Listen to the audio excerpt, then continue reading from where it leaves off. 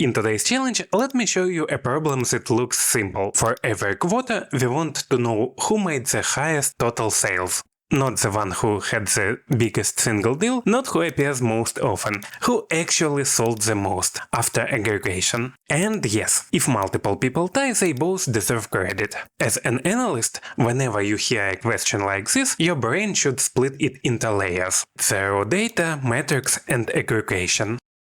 Look at the source table. We have date, salesperson, units, and price. Notice that we don't have amount and quota. And that's normal. So let's add them. Go to Add Column, Custom Column. By the way, instead of adding one column per step, you can return multiple named values in one go. Let's try it out. To do this, I'll just open the square brackets. First I need the amount, so I type the name of the metric, amount, equals units multiplied by price.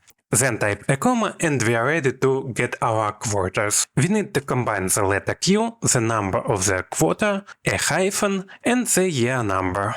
So we will start with our prefix, the letter Q, in quotes. Then add the ampersand symbol and type date quarter of year. Don't forget to transform your number into text using text form function. Then we need to add a hyphen and date year. Why bother? When all row level metrics live inside one record, you change definitions in one place instead of hunting through steps. That's why adding 2 metrics or 10 metrics doesn't increase chaos. It stays one coherent block, not a mess. Overkill? Slightly. 2 metrics don't need this, but tomorrow's request like, can we also add these 3 metrics? Absolutely does. When we are done, don't forget to close the square brackets. All the metrics you've created can be easily expanded using the little icon on top of your column name. Now the next step. We need to collapse rows into meaningful numbers. Total sales per salesperson per quarter. If you mess this up, everything after it lies to you. So let's use group by. We will need to group by quarter and salesperson. The new column name is amount. And we need to sum it all up. So choose sum.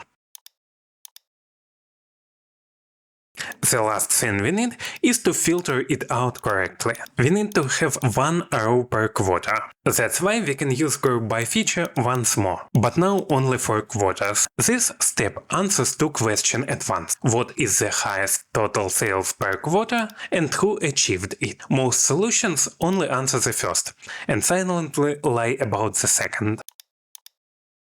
I will create 2 new columns: sales representative and operation all rows, and amount, the maximum value of amount column. Now when the maximum values are known, we can filter the nested tables in sales representative column. We will modify our formula a bit. The underscore symbol is the placeholder for our nested tables. So I'll show you the tie safe maximum per group pattern. We need to filter inline nested tables using this code. It's basically for this X, do the following. Think of X as the input, the mini table for the group. Now we can use table select rows function to filter the rows we need. The rows within the group, not the whole dataset. Type each list maximum of X amount equals amount. This keeps the rows where the rows amount equals the maximum amount in this quarter. So X amount, all amounts in the group, a list max is the winning value, and amount is the current rows amount.